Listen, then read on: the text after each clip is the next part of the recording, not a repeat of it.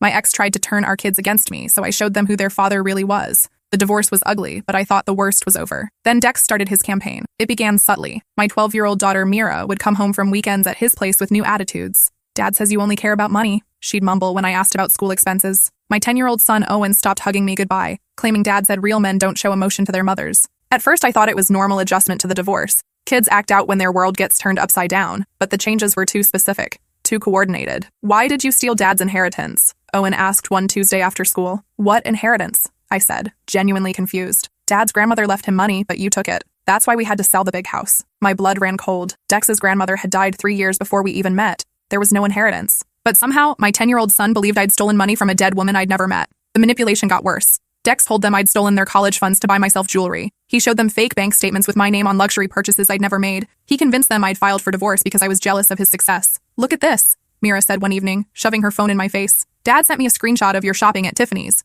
$12,000 on a necklace, while we can barely afford groceries. I stared at the obviously doctored image. The timestamp showed a date when I'd been in the hospital with appendicitis, but the photo quality was convincing enough to fool a 12-year-old. Mira, I've never been to Tiffany's in my life, I said. Dad said you'd deny it, she replied coldly. He said you'd gaslight us just like you gaslit him. Mom, why did you try to take Dad's business away? Mira asked one evening, her voice cold. I never did that, I said, confused. Dad showed us the papers. Your signature is right there. I asked to see these papers, but Mira claimed she'd left them at Dad's house. Every weekend, there were new stories, new evidence of my supposed betrayal. Stories that painted me as vindictive, greedy, and unstable. Dex had always been a master manipulator. During our marriage, I'd watched him convince his business partners to sign contracts that heavily favored him by making them feel like they were getting exclusive deals. He'd talk his way out of traffic tickets by making officers feel sorry for his sick wife at home. He once convinced his own mother to lend him $50,000 by claiming I had cancer. I didn't have cancer. I didn't even know about the loan until after the divorce when his mother called demanding repayment. I gave that money to help with your treatment, she'd sobbed over the phone.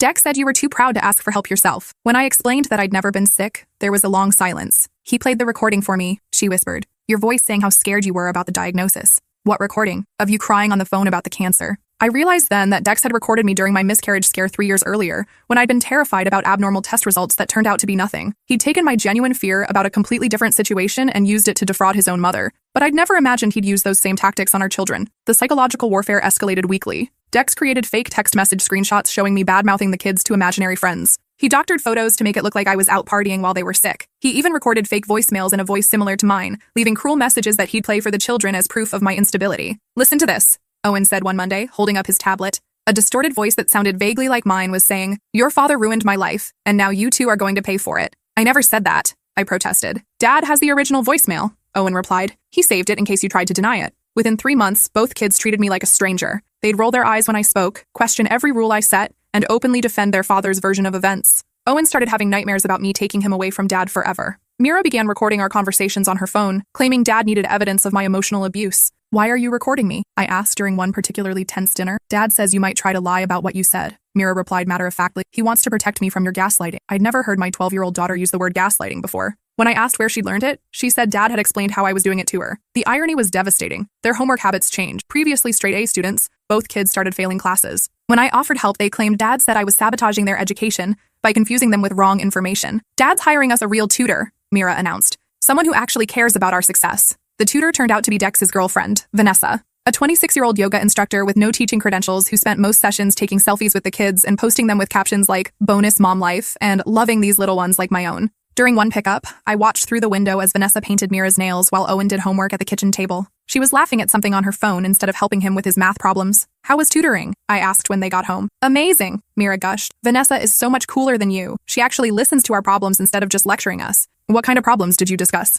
About how hard it is living with someone who's always angry and negative. I felt like I'd been slapped. I'm not always angry. Yes, you are, Owen chimed in. Vanessa says it's because you're jealous that Dad found someone better. I tried addressing this through our lawyers, but Dex claimed Vanessa was just a family friend helping out. The courts couldn't restrict him from having friends assist with homework. The manipulation became more sophisticated. Dex started hosting family meetings at his house where he'd present evidence of my supposed wrongdoing. He'd have the kids take notes and ask questions, making them feel like participants in uncovering the truth rather than victims of manipulation. We discussed your spending habits, Mira informed me after one such meeting. Dad showed us how you spent $800 on clothes last month while claiming we couldn't afford new school supplies. What clothes? I asked. The receipts were right there. Target, Old Navy, department stores. I pulled up my bank statements. The charges were real, but they were for the kids' back-to-school shopping, clothes and supplies for both of them. Those receipts were for your school things, I explained. Dad said you'd claim that. Mira replied with the confidence of someone who'd anticipated my response. But he explained how parents sometimes lie about what purchases are really for. My relationship with the kids deteriorated daily. They stopped calling to say goodnight when they were at his house.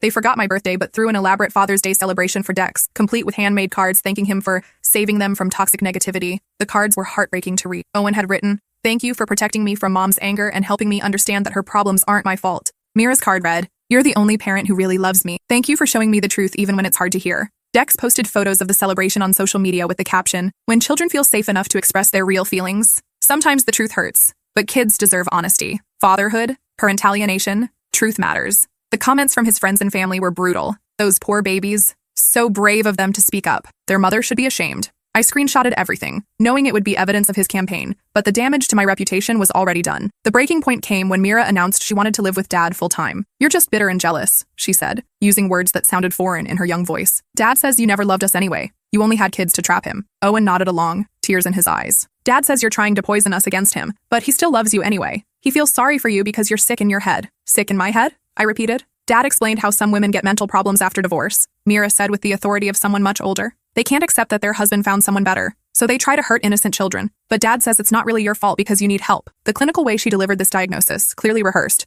made my stomach turn. "He's taking us to a therapist who specializes in parental alienation," she continued. "Someone who can help us process the trauma you've caused." I stared at my daughter, the child I'd carried for 9 months, nursed through countless sleepless nights, cheered at every soccer game and school play. She looked at me with a mixture of pity and disgust that broke my heart. That night, I sat in my empty house and made a decision. If Dex wanted to play dirty, I'd show him what dirty really looked like. I started digging through old files, searching for something I'd buried years ago. Back when we were married, I discovered things about Dex that made my skin crawl. Things I'd kept secret to protect our children's image of their father. Things I should have used in the divorce. The first discovery had happened 3 years into our marriage. I'd been looking for our tax documents when I found a hidden email account on his laptop. What I saw made me physically sick. Dex had been having affairs throughout our entire relationship. Not just one or two, dozens of women. He documented everything like trophies. Photos, videos, detailed emails describing what he'd done with each woman. Some were taken in our own bedroom while I was at work. But that wasn't the worst part. The worst part was reading his messages to these women about me. How I was pathetic and clingy. How he'd only married me because his father threatened to cut off his inheritance if he didn't settle down by 30. How he planned to divorce me once the kids were old enough that it wouldn't affect his image or his financial obligations. "My wife is so naive," he'd written to a woman named Celeste. "She actually believes I love her.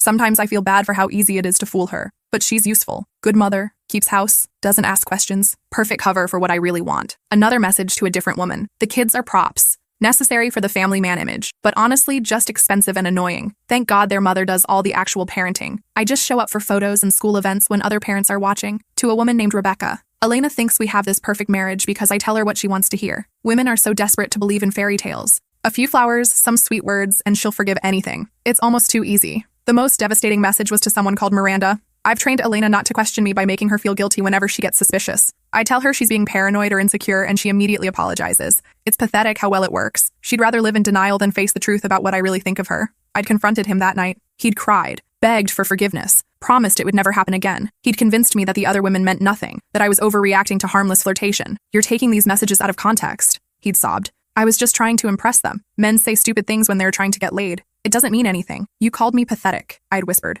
"I was being an asshole to sound cool. You know I think you're amazing. Look at my actions, not some stupid emails to women who don't matter." He'd spent weeks proving his love. Flowers, romantic dinners, heartfelt apologies. He'd even suggested couples therapy to rebuild our trust. Like an idiot, I believed him. I should have left then. Instead, I stayed for the kids. The second discovery came a year later. I was organizing his office when I found a flash drive hidden behind his diploma. The contents were worse than the affairs. Dex had been embezzling money from his father's construction company for years. Fake invoices, phantom employees, diverted payments. He'd stolen over $400,000. His father trusted him completely, had even made him company treasurer, never suspecting his son was bleeding the family business dry. The scheme was sophisticated. Dex had created shell companies with names similar to legitimate suppliers. He'd submit invoices for materials never delivered, approve payments to employees who didn't exist, and skim percentage from every major contract. But Dex had gotten creative with covering his tracks. He'd been using my name and social security number for some of the fake accounts. If anyone discovered the theft, all evidence would point to me. Bank statements, tax documents, business filings, all showed me as the perpetrator. He'd even forged my signature on loan applications,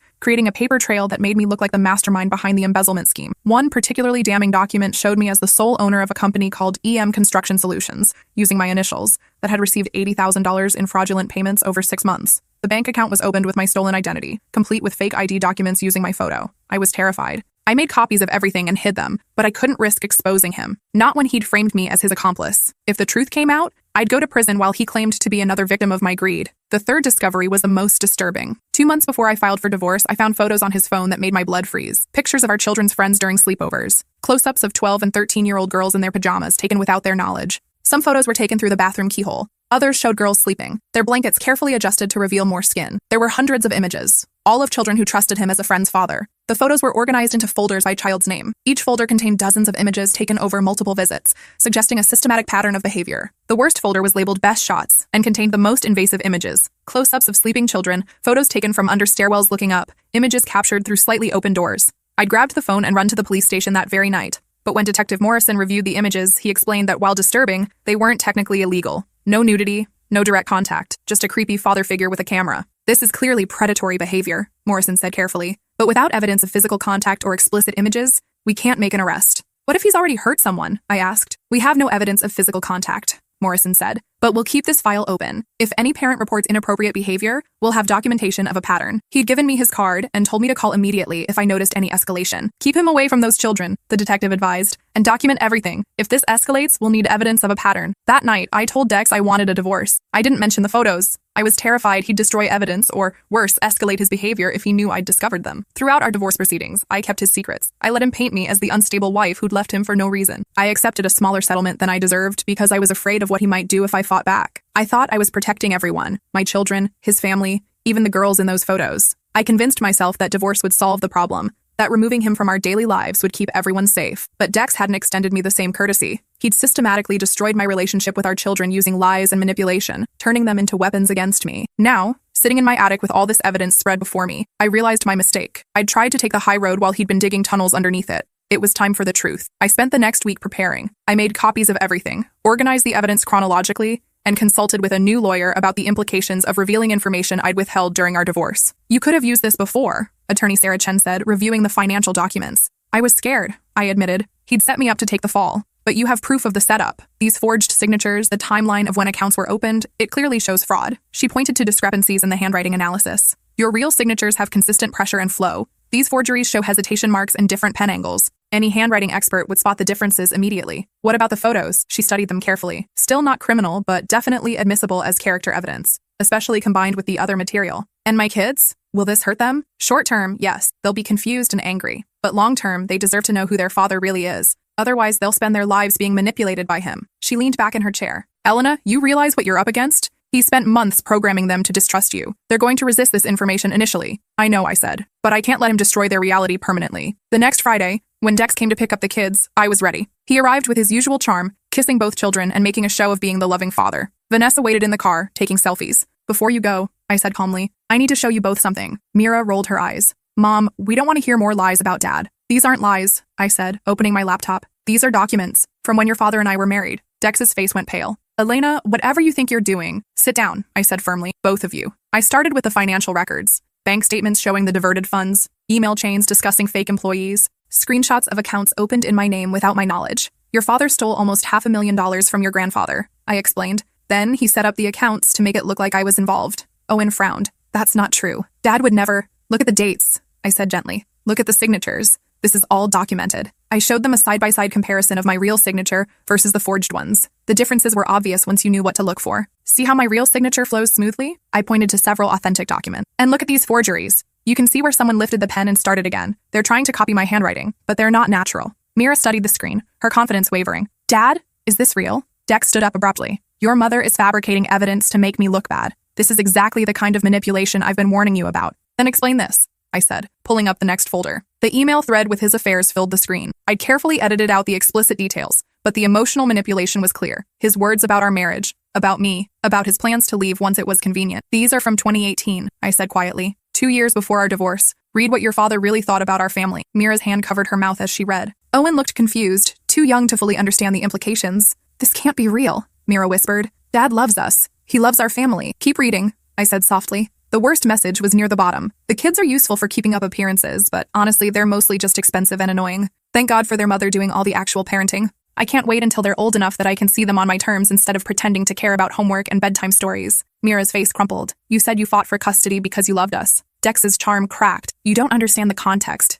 These women meant nothing. I was just trying to impress them. By calling your children expensive and annoying, I asked. I clicked to another message. Here's what he said about Mira's dance recital. Had to sit through 2 hours of kids stumbling around on stage. The things we do for appearances. At least Elena handles all this kid stuff so I don't have to pretend to care most of the time. Mira's eyes filled with tears. You told me you loved watching me dance. I do love, Dex started. And here's his response when someone asked about Owen's baseball games. I continued. Little League is mind-numbing, but other dads go, so I have to show up occasionally. Mostly I just check emails on my phone and leave early. Owen's voice was small. You said you were proud of me. Then explain the context, I said, opening the final folder. The photos appeared on screen, carefully selected ones that showed the angles and locations without exposing the children. I'd added timestamps and location data. These were taken in our house, I said, during sleepovers, without permission, without the children knowing. I showed them a photo taken through our bathroom keyhole during Mira's 13th birthday party, another of Owen's friends sleeping, taken from inches away. This one shows the metadata, I explained, pointing to the technical details. Taken at 2:47 a.m. during Lucy's sleepover. She was 13 years old. Owen looked confused, but Mira understood immediately. Her face went white. You took pictures of my friends? She whispered. Those aren't what they look like, Dex said desperately. There's an explanation. The police have copies, I said quietly. They couldn't arrest you, but they have a file. Detective Morrison said to call if anything else happened. I pulled up the police report number. Case file 2019-04-1847. You can call and verify this if you want. The room fell silent except for Mira's soft crying. Why didn't you tell us before? Owen asked, still trying to process. Because I wanted you to love your father, I said honestly. I thought I was protecting you by keeping his secrets. But he didn't protect me. He spent months lying to you about who I am. What lies? Mira asked through her tears. I pulled up my phone and showed them the fake bank statements Dex had created. There's no jewelry purchases, no stolen college funds. Your dad created these to make you hate me. I compared the fake documents with my real bank statements. Look at the fonts. They don't match. And see these transaction codes? They're not the format our bank uses. But the papers he showed us? Forgeries. Just like the signatures on the business accounts. I showed them examples of Dex's photo manipulation, including the metadata that proved when and how the images had been altered. Owen's voice was small. Dad said you were sick in your head. The only sick thing here is a grown man who photographs children without permission and steals from his own father, I said. Dex made one last desperate attempt. Your mother is vindictive. She's fabricated all of this because she can't handle losing in court. I have the original hard drives, I said calmly. The police have copies. Your father's old boss has copies. The timestamps can be verified. The bank accounts can be traced. I looked directly at him. Would you like me to call Detective Morrison right now? I held up my phone, his contact information clearly visible. Dex's shoulders sagged. The mask finally slipped completely. You vindictive bitch, he snarled. You've turned them against me. Watch your language in front of the children, I said calmly. Don't tell me how to talk to my kids. Actually, these documents show you rarely talk to your kids except when it benefits you, I replied. Would you like me to read some more of your messages about how tedious parenting is? I didn't turn them against you, I added quietly. I showed them who you really are. This will destroy them, he said, gesturing to the kids. No, I replied. Your lies were destroying them. The truth will set them free. Mira stood up, still crying. I want to go to my room. We can talk about this, I said gently. Or we can wait until you're ready. I need to think, she said. Owen followed his sister upstairs, shooting confused glances between his father and me. Dex and I sat in silence for several minutes.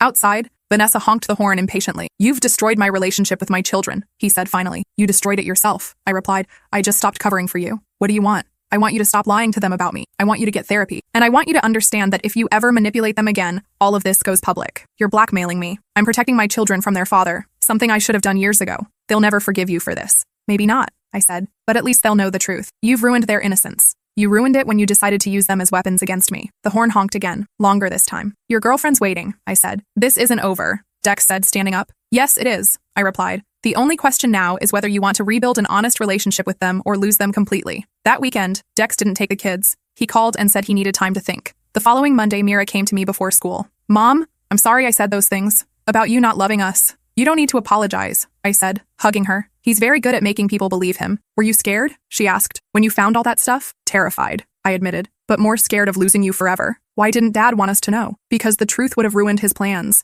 He wanted to be the good parent while making me the villain. I feel so stupid, she said. All those things he showed us. I should have known they were fake. You're 12 years old, I said gently. It's not your job to fact-check your father. You trusted him because that's what children do. Over the next few weeks, the kids started asking questions. Real questions, not accusations. We talked about manipulation, about how adults sometimes lie, about why I'd kept secrets to protect them. Owen struggled more than Mira. He was younger, and his image of his father had been less complex. But gradually, he began to understand why certain things had never made sense. Why did Dad always have meetings when I had baseball games? He asked one evening. Because he only showed up when other parents were watching, I said gently. He cared more about looking like a good father than being one. But he said you wouldn't let him come. When did I ever stop him from going to your games? Owen thought about it. You didn't. You always asked if he was coming. That's right. And you always packed extra snacks in case he wanted to stay after. I did, but he never stayed, Owen said quietly. He always left before the game ended. The healing process was complicated. Both kids went through stages of grief, denial, anger, bargaining, depression. Some days they were furious with me for destroying their image of their father. Other days they were angry with him for lying. Most days they were just confused and hurt. I enrolled them in therapy with Dr. Patricia Williams, a specialist in parental alienation recovery. She helped them understand that both their love for their father and their anger about his deception were valid feelings. Children aren't supposed to have to choose sides, she explained to them. Your father put you in an impossible position by asking you to reject your mother based on lies. 3 months later, Dex started supervised visits. He'd entered therapy and anger management, though I suspected it was more about avoiding further consequences than genuine change. The kids saw him every other weekend, but their relationship remained strained. Mira was old enough to recognize his manipulation attempts. Owen was more forgiving, but maintained healthy skepticism. Dad keeps apologizing, Mira told me after one visit, but he also keeps making excuses. He says the affairs didn't mean anything because he didn't love those women. What do you think about that? I asked. I think it makes it worse. If he didn't love them, why did he hurt you for nothing? And he says the business thing was just borrowing money from Grandpa, but he never asked permission, Owen added. That's still stealing, right? What do you think? I asked. I think if you have to lie about it, you know it's wrong. The supervised visits revealed more concerning behavior. Dex spent most sessions trying to convince the kids that I'd manipulated the evidence somehow. He brought printed articles about false allegations and vindictive ex-wives, trying to plant seeds of doubt about my credibility. Dad gave us homework, Mira announced after one visit. He wants us to research parental alienation and false accusations. What do you want to do? I asked. I want to do the research, she said, but I want to look at both sides, not just the articles he picked. Her research project became an eye-opening experience. She learned about the difference between legitimate parental alienation and justified rejection of an abusive parent. She discovered that false allegations are far less common than the websites Dex had shown her claimed. Most importantly, she learned to trust her own instincts again. The article Dad gave me says children who reject a parent are always being manipulated, she told me. But that doesn't make sense. Sometimes kids have good reasons not to trust someone. 6 months after our confrontation, Dex's father discovered the embezzlement during a routine audit. The family business pressed charges. Dex served 18 months in county jail and was ordered to pay full restitution. The investigation revealed even more crimes. Dex had also been skimming from client escrow accounts and falsifying insurance claims. The total amount stolen exceeded $600,000. During his sentencing, I sat in the back of the courtroom with both kids. They'd asked to come, said they needed to see it. When the judge read the sentence, Mira squeezed my hand. Do you feel bad for him? She whispered. I feel bad for the person I thought he was, I said honestly, but not for the person he actually is. I feel bad for Grandpa, Owen said quietly. Dad stole from his own family. Grandpa said he's not angry at us, Mira added. He knows we didn't know. Dex's father had reached out after the arrest, apologizing for not believing me during the divorce. I should have listened when you tried to tell me something was wrong, he'd said. I was so focused on protecting my son that I failed to protect my grandchildren. After his release, Dex moved across the country for a fresh start. The kids talk to him occasionally, but they understand now who he really is. They're polite but distant, no longer vulnerable to his manipulation. The healing process was long and complicated. Both kids needed therapy to process the betrayal and learn to trust their own judgment again. Mira struggled with guilt over the things she'd said to me. Owen had nightmares about the photos, worried that his friends weren't safe around his father, but they were resilient. Slowly, they rebuilt their sense of reality without Dex's distortions. Dr. Williams helped them understand that their father's behavior wasn't their fault, and that loving someone doesn't mean accepting abuse or manipulation. You can love your father and still recognize that his actions were wrong, she explained. Love doesn't require blind loyalty. The kids also learned to recognize manipulation tactics,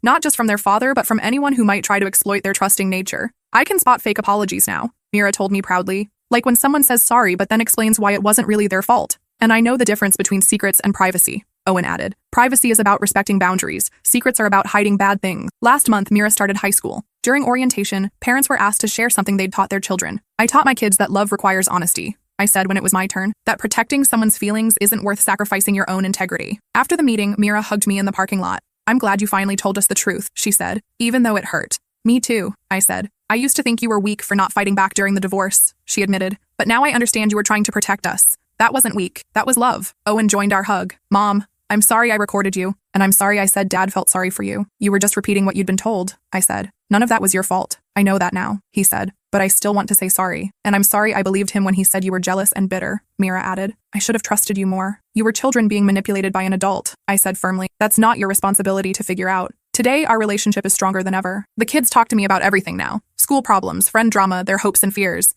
They know I'll tell them the truth, even when it's difficult. Mira is considering studying psychology in college. Inspired by her experience with manipulation and recovery, Owen wants to be a teacher, someone who protects children and helps them feel safe. I want to be the kind of adult who actually listens to kids, he told me, not someone who pretends to care but doesn't really. For the first time in years, I felt like I was finally the mother my children deserved. The mother who chose truth over comfort, protection over peace, and their futures over their father's lies. The mother who learned that sometimes love means destroying someone's illusions to save their reality. The mother who understood that the hardest battles are worth fighting when your children's souls are at stake.